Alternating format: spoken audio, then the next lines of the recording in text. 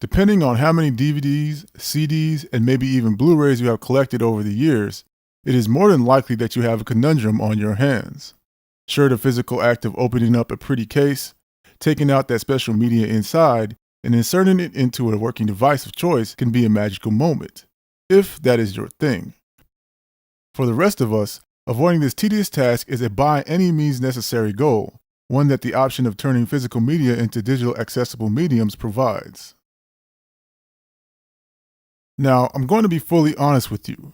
Depending on the amount of physical media you have, this may take some serious doing, but just remember, Rome wasn't built in a day, and unfortunately, your collection probably won't be ripped in a day either. When it comes to ripping media, there are several methods available to meet this objective. Some, in my opinion, are a little more complicated than others.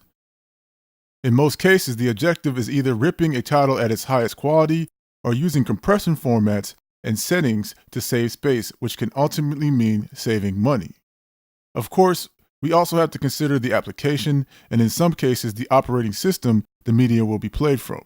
Lucky for you, I spent a great deal of time mulling over this to give you what I feel are the simplest and hopefully straightforward options. So let's just get into a few of the formats that I feel you will most likely be running into when you start this journey.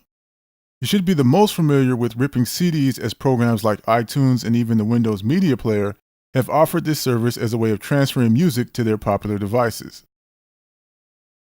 Of course, the technology has changed over the years, with MP3s being one of the first widely used formats for audio ripping, but recently, lossless audio format has become a new way to get the most out of your CDs in the form of FLAC, or Free Lossless Audio Codec. In most cases, many of the programs I've mentioned previously come with a ripping program built in, so this will honestly be less of a headache than your mind might be telling you this will be. I'll be showing you different ways to do this in later videos. Now, when it comes to DVDs, things aren't as clear-cut, as there is more than one way to skin a cat becomes a literal meaning for choices. With most physical media that use this format, an ISO file is the quickest way to rip a one-by-one copy into its digital form, and in most cases, it's quite simple to do. But then there is that saving space thing I mentioned before, and so in the interest of preserving as much space as possible, well, that is when things get pretty interesting. You see, when it comes to ripping media, in most cases, an act of compression is involved. During the initial start of media ripping, several formats came as a result, and so finding the best compression codec, or format codec for DVDs and Blu-ray may just be a bit challenging, to say the least. Nonetheless, I'm going to try my best to cover this pretty challenging aspect of ripping for those who are desperately trying to hold on to their bytes for dear life. Now, from what I understand of ripping Blu-ray, it can easily become a two-step process based on the goals you have in mind.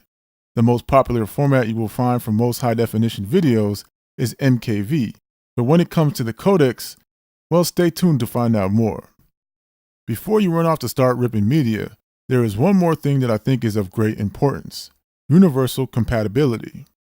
While my main objective is to help you create the ultimate front room entertainment setup for your household, I recognize that this may not be the only place you want to set up entertainment in your household.